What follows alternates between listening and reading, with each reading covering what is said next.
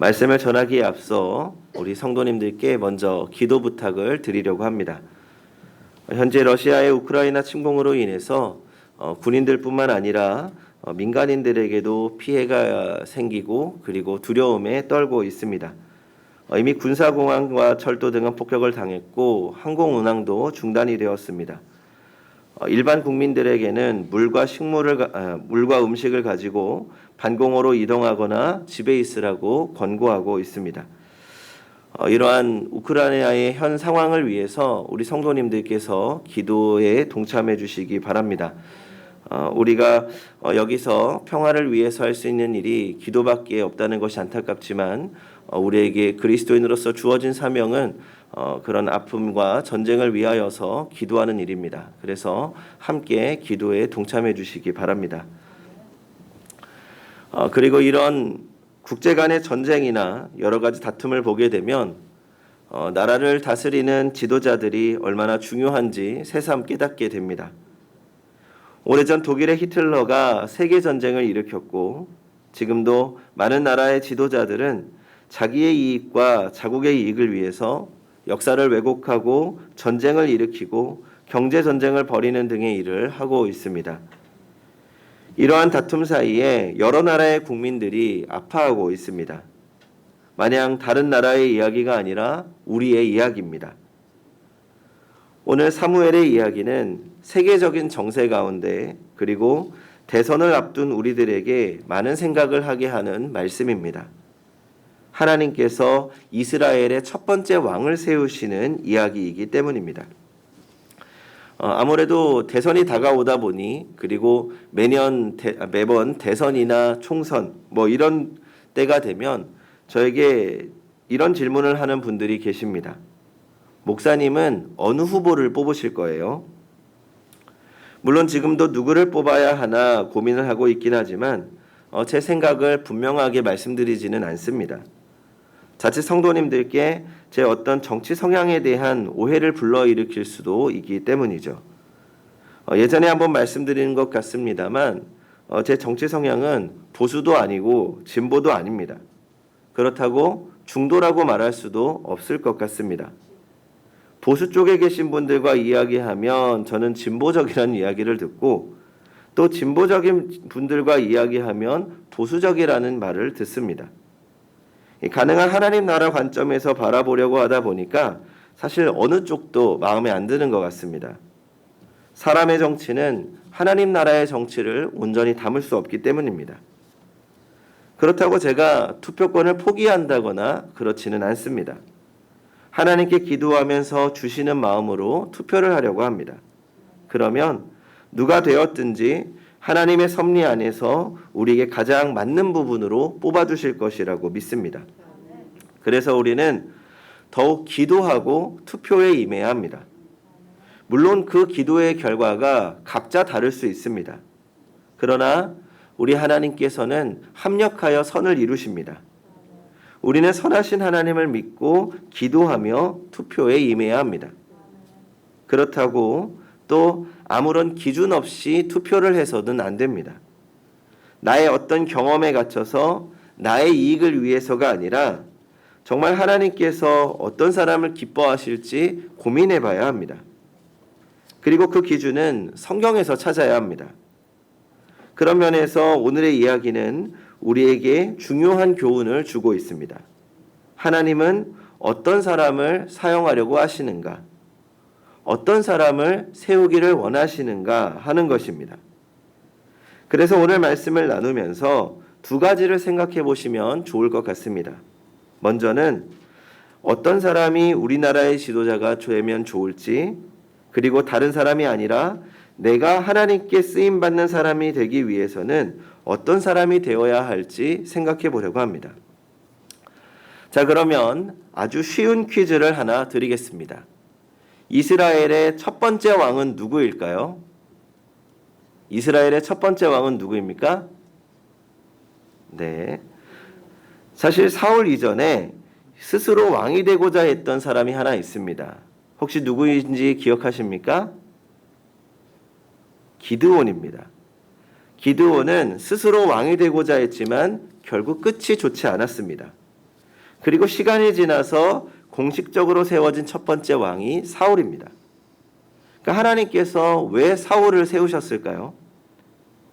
우리는 사무엘서를 보면서 하나님께서 사람을 세우실 때 그냥 세우시는 것이 아니라 그 사람을 세움으로 기대하시는 일들이 분명하다는 것을 보게 됩니다. 첫 번째로 하나님은 평화를 위한 사람을 세우십니다.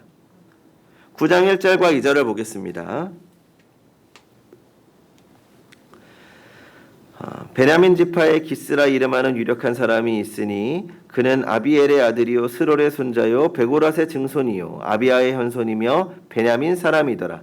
기스에게 아들이 있으니 그의 이름은 사울이요 준수한 소년이라. 이스라엘 자손 중에 그보다 더 준수한 자가 없고 키는 모든 백성보다 어깨 위만큼 더 컸더라. 이 말씀은 사울에 대한 설명입니다. 여기서 중요한 것은 사울의 집안입니다. 사울은 지금 베냐민 지파 기스의 아들이라고 말하고 있습니다. 그러면 하나님께서 왜 베냐민 지파에 속한 사울을 선택하셨을까요? 왜 하필 베냐민 지파였을까요? 사사기 마지막 부분을 보면 베냐민 지파가 나머지 11지파와 전쟁을 치렀습니다. 그래서 남성 600명만 남겨두고 모든 지파가 다 전멸하게 되고 그래서 가장 연약한 지파가 된 곳이 바로 이 베냐민 지파입니다. 이 연약한 지파를 선택하신 이유가 있습니다. 왕은 엄청난 권력의 소유자입니다. 그러니까 어느 지파에서 왕이 나오느냐에 따라서 왕이 나온 지파의 힘이 특별히 강해지는 겁니다. 그러니 생각해 보겠습니다. 유다 지파나 에브라임 지파는 그 지파 자체만으로도 굉장히 강력한 지파입니다. 그 강력한 지파에서 왕까지 나온다면 어떻게 될까요? 그 지파의 절대 권력을 아무도 견제할 수가 없는 겁니다. 그런데 이 베냐민 지파는 12지파 가운데 가장 연약한 지파입니다. 힘이 없어요. 그 지파가 왕권을 가지게 되면 그나마 다른 지파하고 힘의 균형을 이루어낼 수가 있습니다. 그러니까 어떻게 보면 에브라임 지파나 유다 지파 입장에서도 서로 상대방의 지파에서 왕이 나오는 것보다는 베냐민 지파에서 나오는 것이 나은 겁니다. 그러니 모든 지파의 시기와 질투의 대상에서 벗어나고 지파 간의 평화를 도모할 수가 있습니다. 그래서 하나님은 이 지파 간의 평화를 도모하기 위해서 베냐민 지파의 사울을 선택하신 겁니다. 성경을 보면 하나님께서 갈등을 얼마나 싫어하시는지 잘 보여줍니다. 우상 숭배에 대해서는 단호하게 배척하고 물리치시지만 가족 간의 갈등, 이스라엘 민족 간의 갈등, 지파 간의 갈등, 성도들 간의 갈등은 반드시 경고하시고 이런 갈등을 멀리하라고 말씀하십니다. 그래서 우리는 어떤 지도자를 고민할 때도 갈등이 아닌 평화를 도모할 수 있는 사람인지 고민하며 선택해야 합니다. 그리고 우리도 평화를 사모해야 합니다. 어떤 분들은 가는 곳마다 갈등을 만드는 분들이 있습니다.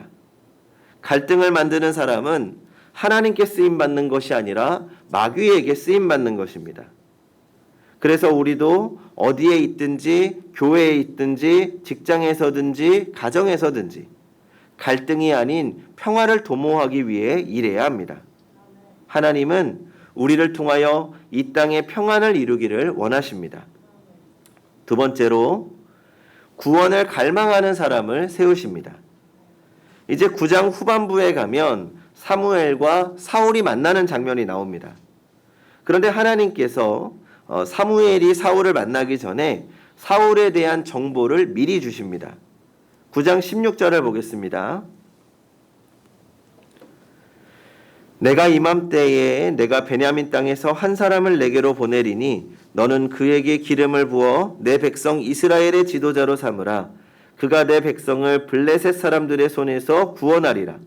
내 백성의 부르짖음이 내게 상달되었으므로 내가 그들을 돌보았노라 하셨더니, 여기 중요한 부분이 있습니다. 그가 내 백성을 블레셋 사람의 손에서 구원하리라. 하나님께서 사울을 이스라엘의 왕으로 선출하신 가장 중요한 목적이 무엇입니까? 블레셋의 압제로부터 이스라엘을 해방시켜 주는 것입니다. 그리고 10장 5절을 보겠습니다. 10장 5절 같이 한번 읽어보겠습니다. 시작. 그 후에 내가 하나님의 산에 이르리니 그곳에는 블레셋 사람들의 영문이 있느니라. 내가 그리로 가서 그 성읍으로 들어갈 때에 선지자의 무리가 산당에서부터 비파와 소고와 수금을 앞세우고 예언하며 내려오는 것을 만날 것이요. 자, 이 말씀을 보면 이스라엘 땅에 뭐가 있습니까? 블레셋 사람들의 영문이 있습니다. 이 영문이 무엇인가 하면 마치 우리나라 용산에 있는 미군 기지 같은 겁니다. 그러니까 블레셋에 주둔지가 있는 거죠. 물론 미군 부대와는 목적이 다르죠. 미군 부대는 우리나라를 도와주기 위해서 있는 것이지만 블레셋의 영문은 이스라엘을 위협하기 위해 둔 것입니다. 그러니까 당시 이스라엘이 블레셋의 영향력 아래에 있었다는 겁니다. 지난 시간 사무엘이 다스리는 30년 동안 이스라엘의 평화가 있었다고 했습니다. 그런데 이 평화가 아무런 위협이 없는 완전한 평화는 아니었습니다. 언제든지 블레셋의 공격이 있을 수 있습니다. 그런데 하나님께서 그동안 막아주셨던 거죠. 그리고 이 영문이 있는 곳이 게바라는 곳입니다. 그런데 이 게바는 베냐민 지파가 살던 곳으로 사울이 살던 곳과 아주 가까운 곳입니다. 그러니까 사울 입장에서는 내가 어렸을 적부터 살던 베냐민 땅에 블레셋 부대가 있는 겁니다. 그런 영문을 바라보면서 자라난 사울 안에는 어떤 마음이 있었겠습니까? 당연히 저 영문을 몰아내고 싶죠. 이스라엘이 블레셋의 압제로부터 구원되기를 어렸을 적부터 갈망했던 겁니다. 그래서 하나님께서 베냐민 지파에 속한 사울을 부르신 겁니다. 내 나라의 회복을 간절히 바라는 사람을 세우려고 하신 겁니다. 여기서 우리는 먼저 어떤 지도자를 선택해야 할 것인지 생각해 볼 수 있습니다. 어떤 사람입니까? 바로 우리나라의 구원과 회복을 갈망하고 있는가 하는 것입니다. 지금도 TV에서 다양한 토론과 인터뷰를 하고 보여주고 있습니다. 우리는 후보들의 이야기를 들으면서 정말 누가 순수한 동기로 이 나라를 사랑하고 나라의 회복을 바라고 있는 것인지 구분해야 합니다. 물론 쉽지 않은 일이죠. 주어진 정보는 너무나 많고 가짜 뉴스도 판을 칩니다. 꿈과 희망에 대한 이야기보다 서로에 대한 비방이 먼저인 것 같습니다. 그래서 우린 기도하면서 묻고 판단해야 합니다. 어떤 사람이 정말 이 나라의 회복을 갈망하고 있는가? 그리고 우리가 쓰임받기 위해서는, 우리가 하나님께서 사용하시는 사람이 되기 위해서는 하나님 나라의 회복을 갈망하는 사람이 되어야 합니다. 지금 우리의 관심은 온통 자기에 관한 것뿐입니다. 내가 먹을 것, 내가 입을 것, 내가 타고 다니는 차, 온통 자기에 대한 관심뿐입니다. 그러나 우리가 진정으로 관심을 가져야 하는 것은 하나님 나라의 가치가 내 안에서 실현되고 있는 것인지, 내가 살고 있는 이 나라에서 하나님 나라의 가치가 어떤 의미인지, 이 땅에서 하나님 나라의 가치를 실현시키기 위해서는 어떻게 살아야 하는지, 여기에 관심을 가져야 합니다. 경제적인 회복 중요합니다. 교육 문제의 해결 중요합니다. 결혼과 출산 문제의 해결 중요합니다. 그러나 우리가 그 이전에 갈망하고 소망해야 하는 것은 이 땅에서 하나님 나라가 이루어지는 것입니다. 우리는 주님이 가르쳐 주신 기도를 통해 늘 고백합니다. 아버지의 나라가 임하게 하옵시며. 성도님들은 정말 아버지의 나라가 이 땅에 이루어지기를 소망하고 계십니까? 하나님 나라의 회복을 갈망하고 계십니까? 먼저 우리 안에 하나님 나라 회복에 대한 소망이 넘쳐나기를 바랍니다. 하나님께서는 우리의 지식이나 능력이 아니라 우리 안에 어떤 마음을 갖고 있느냐를 보고 계십니다. 하나님께서는 작은 자도 크게 사용하십니다. 셋째로 경계를 넘어 순종하는 사람을 세우십니다. 이스라엘의 왕으로 뽑힐 때에는 3번에 걸친 절차가 있습니다. 첫 번째가 뭐냐 하면 하나님으로부터의 지명입니다. 이 지명은 하나님의 사람을 통한 기름 부음 또는 제비 뽑기를 통해서 드러납니다. 그런데 이 지명만으로는 왕이 되지 않습니다. 그 다음 2단계는 증명입니다. 하나님으로부터 지명받은 사람이 전쟁을 수행하는 능력을 통해서 자신의 어떤 군사적인 리더십을 증명해야 합니다. 그리고 이 증명이 완료되게 되면 이 사람이 하나님에 의해서 왕으로 세워졌구나 하는 것을 확증하는 겁니다. 사울도 동일한 3가지의 단계를 거치게 됩니다. 그런데 재미있는 건 사울은 먼저 지명만 2번을 받게 됩니다. 10장 1절을 보면 사무엘이 기름을 부으면서 사울은 첫 번째 지명을 받습니다. 그러면 지명을 받았으니 무엇을 해야 합니까? 무엇을 해야 되죠? 증명을 해야 됩니다. 그래서 하나님께서 사울에게 증명할 기회를 주시고 명령하십니다. 10장 5절부터 7절입니다. 같이 한번 읽어보겠습니다. 5절부터 7절 시작. 그 후에 내가 하나님의 산에 이르리니 그곳에는 블레셋 사람들의 영문이 있느니라.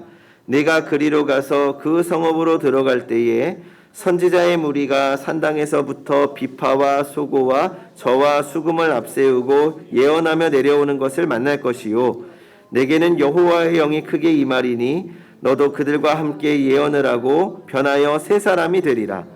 이 징조가 내게 임하거든 너는 기회를 따라 행하라. 하나님이 너와 함께 하시느니라. 아멘. 이 말씀은 하나님께서 사울을 통하여 영문을 공격하라고 하시는 말씀입니다. 하나님께서 이스라엘의 왕을 세우려고 하셨던 이유는 블레셋의 손에서 이스라엘을 구원하기 위해서입니다. 그러니 블레셋을 쳐서 이기고 증명해야 합니다. 하지만 사울이 영문을 공격합니까? 공격하지 않습니까? 공격하지 않습니다. 증명에 실패한 거죠. 그리고 집에 돌아와서 사무엘과 있었던 일을 숨깁니다. 하나님의 명령을 따라 블레셋을 물리칠 자신이 없었던 겁니다. 그래서 하나님은 다시 2번째 지명을 하십니다. 사무엘이 백성들을 모아놓고 제비 뽑기를 합니다. 먼저 12지파 중에 하나를 제비 뽑았더니 베냐민 지파가 뽑혔고 베냐민 지파의 가족 중에서 제비를 뽑았더니 사울의 가족이 뽑혔습니다. 그리고 그 가족 중에서 다시 제비를 뽑았더니 사울이 뽑힌 거죠. 이제 사울은 다시 증명해야 합니다. 어떻게 해요? 블레셋과의 전쟁에서 승리해야 합니다. 그래야 진짜 왕으로 인정받고 확증될 수 있습니다. 그런데 이어지는 11장을 보면 이때 암몬 사람들이 길르앗 야베스로 쳐들어왔고 길르앗 야베스 사람들이 사울에게 도움을 요청합니다. 그러자 사울은 이스라엘 사람들에게 전령을 보내 사람을 모집하고 암몬과의 전쟁에서 승리하게 됩니다. 그리고 이 승리를 증명으로 삼아서 길갈에서 백성들이 사울을 왕으로 추대하게 됩니다. 왕으로 확증되게 된 거죠. 그런데 여기서 주목해야 할 게 있습니다. 하나님께서 사울을 왕으로 지명하신 목적이 무엇이라고 했습니까? 어디서부터 이스라엘을 구원해내는 거죠? 블레셋으로부터 이스라엘을 구원시켜내는 것이 사울을 왕으로 택하신 목적이었습니다. 그런데 사울은 누구와의 전쟁을 통해서 자기 능력을 입증하는 겁니까? 암몬 사람들과 싸워서 입증합니다. 불완전한 증명이었습니다. 그리고 11장 12절을 보면 사울이 왕이 되었을 때 백성들은 즐거워했지만 사무엘과 하나님이 기뻐하신다는 내용은 없습니다. 불완전한 확증이었던 거죠. 그러면 왜 사울은 블레셋과 싸우지 않고 암몬 사람들과 싸웠던 걸까요? 한마디로 사울에게는 순종의 경계였던 것입니다. 무슨 말인가 하면 암몬 사람들과는 싸울 수 있지만 블레셋과의 싸움은 불가능한 겁니다. 암몬까지는 내가 감당할 수 있지만 블레셋은 내가 감당할 수 없는 상대입니다. 그리고 이 이후에도 사울은 한 번도 블레셋과의 전쟁에서 주체적이거나 적극적으로 전쟁에 임하지 않습니다. 결국 하나님께서는 사울을 대신 이스라엘을 블레셋에서 구원할 사람을 다시 세우십니다. 바로 다윗이죠.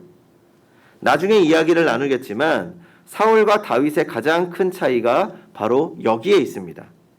사울은 늘 순종의 경계가 있던 사람입니다. 내가 할 수 있는 일에 대해서 한계를 세우고 그 이상은 하나님의 명령이라도 하나님의 뜻을 알게 되었음에도 순종하지 않습니다. 그러나 다윗은 하나님의 일이라면 내가 할 수 있는 것이든 할 수 없는 것이든 일단 순종합니다. 하나님께서 사울을 폐하시고 다윗을 세우신 가장 큰 이유 중 하나입니다. 우리도 순종의 경계가 있습니다. 내가 할 수 있는 일과 할 수 없는 일을 구분합니다. 내가 할 수 없다고 생각하면 하나님께서 아무리 말씀하셔도 순종할 수 없습니다. 하나님, 제가 다른 건 다 할 수 있어요. 다 하겠습니다. 그런데 이것만은 못합니다. 이건 절대 제가 못합니다. 이게 있는 겁니다. 반대로 죄에 대해서도 마찬가지입니다. 하나님, 다른 거 다 안 할 수 있어요. 절제할 수 있어요. 그런데 이건 제가 어쩔 수 없어요. 돈 문제, 성 문제, 권력 문제. 우리는 모든 부분에서 순종의 경계선이 있습니다. 하나님은 우리가 그 순종의 경계를 무너뜨리고 온전히 순종하기를 원하십니다. 하나님은 할 수 있는 사람을 사용하시는 것이 아니라 순종하는 사람을 사용하십니다. 그래서 하나님은 작은 자를 들어 크게 사용하시는 하나님이십니다. 내가 아무리 작고 보잘것없어도 돈도 지식도 능력도 부족해도 하나님의 말씀에 온전히 순종하는 사람을 통하여 하나님의 일을 이루십니다. 성도 여러분, 하나님은 지금도 하나님의 일을 대신할 사람들을 찾고 계십니다. 이 땅의 평화를 이루기 위해서, 하나님 나라를 이루기 위해서 온전히 순종할 사람들을 찾고 계십니다.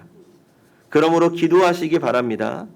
좋은 지도자를 분별할 수 있는 분별력을 위해서, 또 내가 하나님께 쓰임받는 사람이 되기 위해서 기도하십시오.